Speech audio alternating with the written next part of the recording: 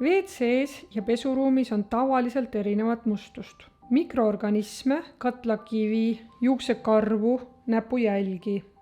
Duširuumi ja tualeti puhastamiseks on vajalikud järgnevad tarvikud. Mikrokiustlapp pindade puhastamiseks, nõudepesuhari kraanikausi puhastamiseks, klaasilapp peegli puhastamiseks, põranda kuivataja pühkija koos lapiga põranda puhastamiseks, tasapinna kuivataja duširuumi seinte kuivatamiseks, WC-hari poti seest puhastamiseks, WC puhastamise aine, niisutuspudel, mille sisse tehakse ainelahus. Esmalt niisutatakse puhastuslapid. Seda tehakse nii, nagu on näidatud puutepindade ja põranda puhastamise õppefilmis. Selline niisutusviis on koduseks koristamiseks. Oluline on kasutada lappi õigesti ning piisab vaid veega niisutamisest. WC-poti puhastamist alustatakse poti seest. Vesi lastakse peale, seejärel kantakse harjale ainelahus ja õõrutakse harjaga WC-poti seest.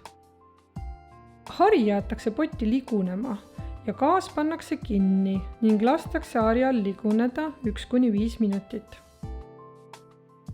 Seejärel harjatakse pott seest puhtaks ja lastakse vesi peale. Raputatakse hari kuivaks, puhastatakse harja hoidik ning hari pannakse hoidikusse. Lapiga puhastatakse WC-pott väljast ning poti ümbruse seinad. Duširuumis võib olla katlakivi. Need on valged laigud, mis tekivad vee kuivamisest. Et katlakivi ei tekiks, siis on hea, kui pinnad kuivatatakse iga kord, kui need saavad märjaks. Näiteks, iga kord, kui kasutatakse veekraani, siis pärast kasutamist see kuivatatakse, samuti peale duši all käimist. Nii püsib vannituba kauem puhas ning koristama peab harvemini ja seda on kergem teha. Seinte kuivatamiseks on hea abimees tasapinna kuivataja ning põranda kuivatamiseks põranda kuivataja pühkija. Kui katlakivi on siiski tekkinud, siis see eemaldatakse järgmiselt. Esiteks, pind tehakse veega märjaks. Teiseks, kantakse harjaga pinnale happelise ainelahus ja hõõrutakse harjaga.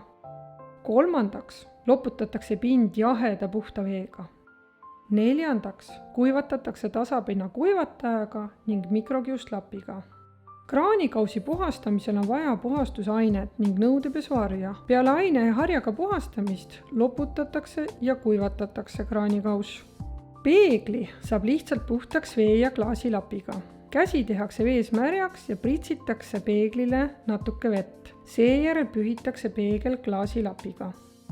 Oluline on puhastada puutepinnad, milleks on näiteks ukselink, ukseserv, lüliti. Kuidas seda teha, saab vaadata kontaktpindade puhastamise õppefilmist.